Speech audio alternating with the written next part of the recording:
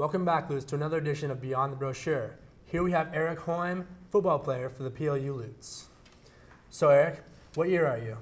I am a senior this year. You're a senior, so you've been at PLU for all 4 years? Yep. What drew you to come to the football program?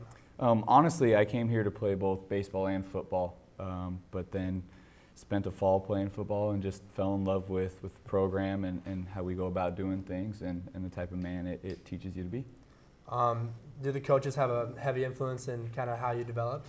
Without a doubt, they are our coaches. There is the respect level there as an older person and mentors, but they do a really good job of being friends for us. You know, really showing that they care from day one and being there for anything we need. Do you feel like you can go to your coaches for any sort of problem you may have, whether it's on the field or off the field? Yeah, without a doubt. They preach to us from day one that they're there for us for anything like that. And then obviously as you go along, there's going to be certain coaches that you're more comfortable with, whether that be your position group coach or maybe one of the younger grad assistants that's there. But without a doubt, their offices are always open for us, and I've gone to them many times for life advice. Mm-hmm. You said you talk about the team being a family. Is that kind of how far does that extend beyond the playing field? Without a doubt, it's a family. It's 110 guys that are all best friends with each other. We spend the first week of practice, instead of being out on the field like every other team in the country, we spend the first week the first 3 days, I guess, at a beach playing games. Play this game called hustle ball. It's basically softball on the beach. You're constantly moving. All stuff that's team bonding stuff. So before we step on the field and strap pads on, before you realize or recognize who's who and how good a player is, you're really comfortable with that person. You know who that person is and what makes him tick before you're able to judge him based off of his skill or how good he might be at the sport. Do you think that helps you play better? Without a doubt, without a doubt. You know, we like to say that there's 110 brothers out there, and I've played a lot of different sports in high school and college, and being on so many different teams throughout my life, it's the first team that I've really felt like I did have 110 brothers out there. There's 100 guys that would do anything I ask them to, any hour of the day, without a doubt. And when you're competing, it definitely gives us an edge because I know that I can trust the guy on my left and my right to do whatever I ask him to do or whatever needs to be done. Was PLU your first choice when you were trying to look for a place to play football and baseball? You know, I kind of kept my options open. There's just about every Division III school in the West was recruiting me, so I did some visits. I had a couple friends that had gone here, so I knew what the football program specifically was about and the message they tried to send.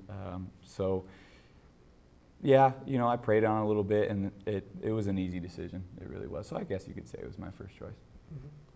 Do you regret that choice, or do you feel like that was the best choice you could have made? Not a second. You know, it definitely is the best choice.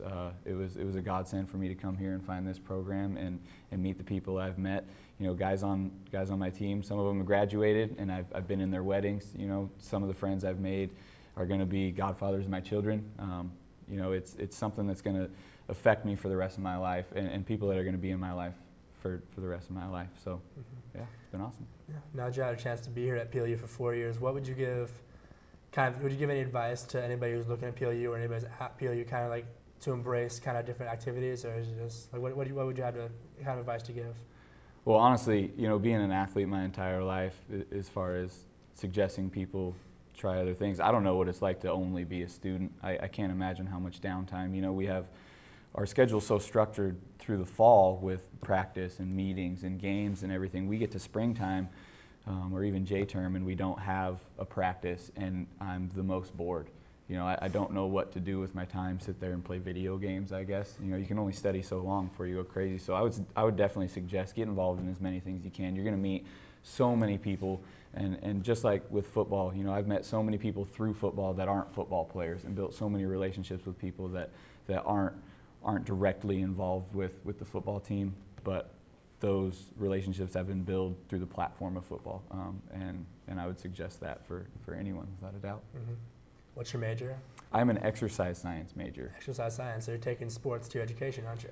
Yeah. You know, I was an education major when I first came. Mm-hmm. Kind of decided being in a classroom wasn't for me for the rest of my life. Summers off was a big plus, but you know, you can't make that be your only deciding factor. So yeah, I ended up just deciding on something I was passionate about and decided to study that.